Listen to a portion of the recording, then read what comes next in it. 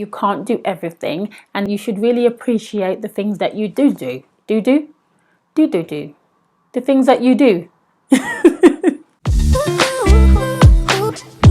Hi guys, welcome back to my channel. I'm Sandy. Welcome back to Sandy Shares. Today I'm sharing 10 healthy things that you can start implementing in your life right now. These are things that I myself have struggles with, but since I've started implementing them slowly, one by one, I found that they've really helped me to start just becoming better. So hopefully these will be helpful to you as well. The first one is really important, and that is to drink at least 500 ml of water when you first wake up. You've been asleep for about 8 hours, 7 hours, 6 hours, and you've actually been in a fast. You haven't been eating anything, you haven't been drinking anything. So when you wake up first thing, you are actually thirsty. So it's really great to rehydrate the body and drink water. But I find drinking water to be so plain, which is like, duh, it's water, it's not supposed to taste of anything. So I add lemon juice in my water. Is something that I've always done to help me drink more water, but I never used to drink water first thing in the morning. So that is something that I've started implementing, and oh my god, it does wake you up and it does make you feel good first thing in the morning. So to help me kind of keep this as a habit, I like to leave a bottle of water near my bedside cabinet. So I drink it, and if I can be bothered, I will go downstairs and, you know, cut some lemon up and put some lemon juice in the water as well. But most of the time I can't be bothered, and so I like to leave kind of a bottle next to my bed. So I wake up, go lube, go do whatever I need to do, come and then drink it. But it's actually such a good habit to get into. Our bodies are like 70% water, so we actually do need a lot of water. And also, if you start earlier on in the morning, you can kind of get your water intake in, you know, quicker as well. So yeah, that's a great habit, drinking water first thing in the morning. I've actually set it in my alarm, so when I wake up in the morning, the alarm will say wake up and drink your lemon water, because otherwise you just forget. You know, it's hard to start habits off when you haven't been doing it. Help yourself out, set reminders if you have to. If you don't like the taste of lemon, then there are water flavorings you can use to kind of, you know, spice up your water. So you can try that as well. There's like these infusion teas you can use as well. So just do anything that you need to make your water taste good so you can drink it. The next thing is really easy to do, and actually doing this one thing also in the morning as well will kind of start your day off well without you knowing that it's starting your day off well, and that is to make your bed. I feel like the bed is probably the biggest piece of furniture in the bedroom, and I just feel like when my bed is done, it makes me feel accomplished. It makes me feel like, oh wow, I've done something. And also it makes the bedroom, I think, look neater when the bed is done as well. So it serves two purposes. Also it serves three purposes, because the third one is it makes you not be so lazy. Like if you say work from home, or you are at home like many of us are now, if your bed is done, you're less likely to want to kind of jump back into the bed and mess it up. So I think starting the day off doing your bed, it's like kind of one of the first things you do that ticks it off the list and just makes you feel like, okay, at least I've done something for the day. I'm not laying in bed all day doing nothing. So make your beds every day. It's a tiny thing, but I think it actually really starts your day off right. If you work outside the home, then coming back to a bed that's done, again, I just feel like because the bed is the biggest furniture in the room, just making it just makes your room feel a little bit cleaner, even if your room is not. Coming back home from a hard day's work, you just want to come back to something that's clean and done. So doing the bed first thing in the morning, whether you're working from home or you're not, I feel like it's one less hassle that you have to deal with. It's the little things that make a difference. The next one I also do in the morning, and that is to read a daily devotion. Oh my god, with everything happening in the world, sometimes it feels like the world is just full of negativity and kind of, you know, bad things happening.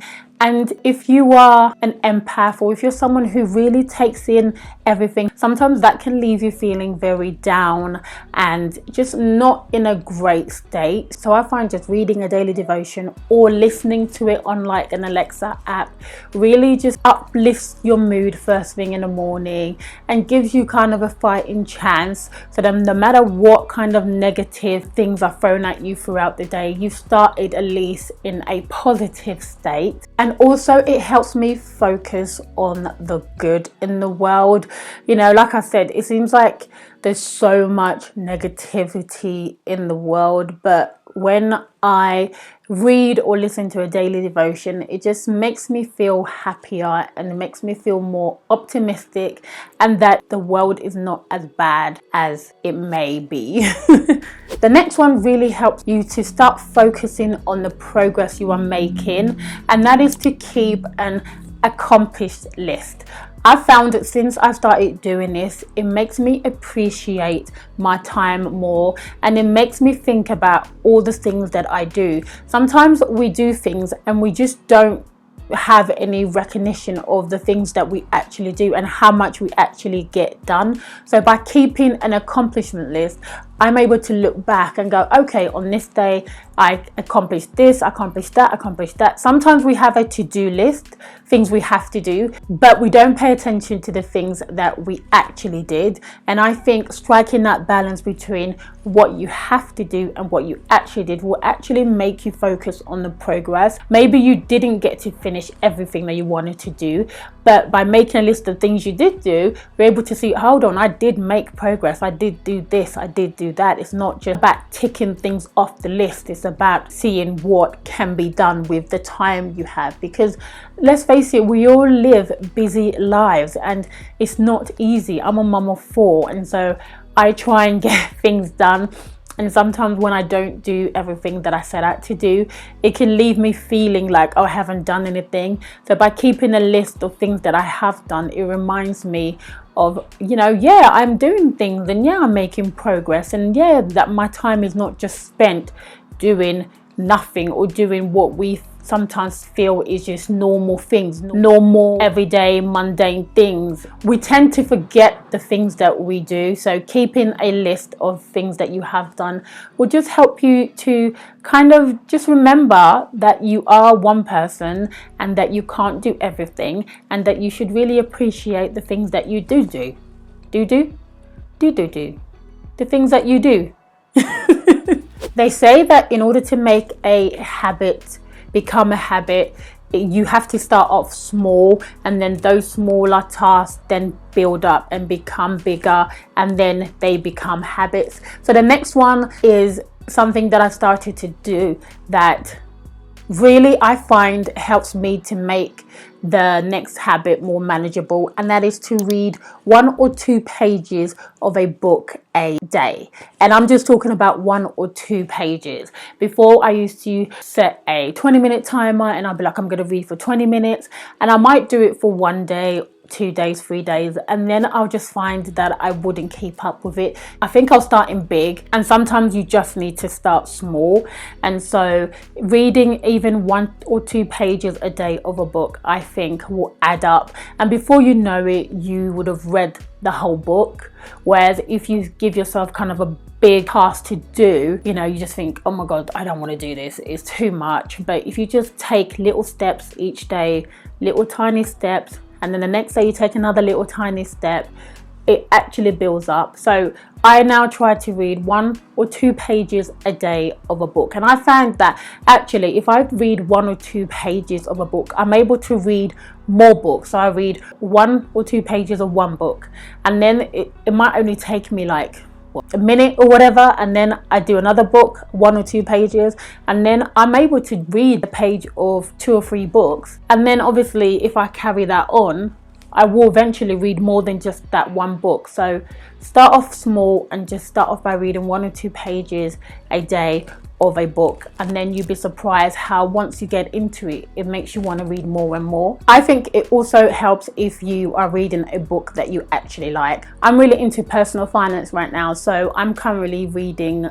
the book The Psychology of Money, and so it's really actually easy for me just to read kind of a page of that, and because it's something that I am enjoying, it's something that I'm interested in, it actually makes me want to go and read it more. Yeah, so I'm really into personal finance right now. I'm so into it that I've actually started a second channel called The Budget Mindset, and that is just dedicated to personal finance and managing money and managing your money mindset. And so that's kind of my kind of thing that I'm into right now. Yeah, so I think if you're able to read something that interests you, something that you actually enjoy, I think you're more likely to carry it on. And because it's only a little kind of step, it helps, because then not only do you enjoy it, but you also only having to do it for like a minute or so. So you're more likely to keep something up if it feels like it's not too overwhelming in the beginning. The next one really helps with my mindset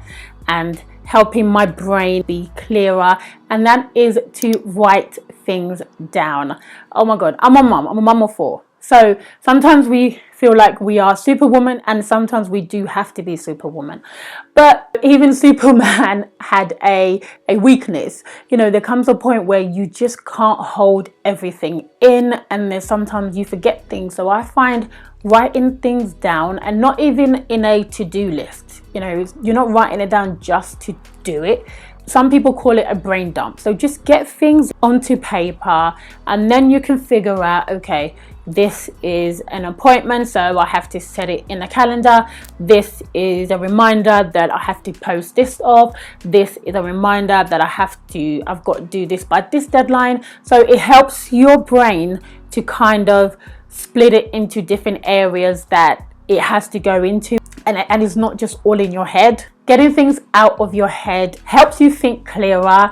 It helps you kind of become more organized. It helps you plan out what you have to do. It helps you make sure that things are done as well, because it's not all up in your head. It's not something that you've forgotten. You've written it down. You can write it in a notebook. I usually have these kind of wall stickers that I like to write things down. You can put it in a calendar.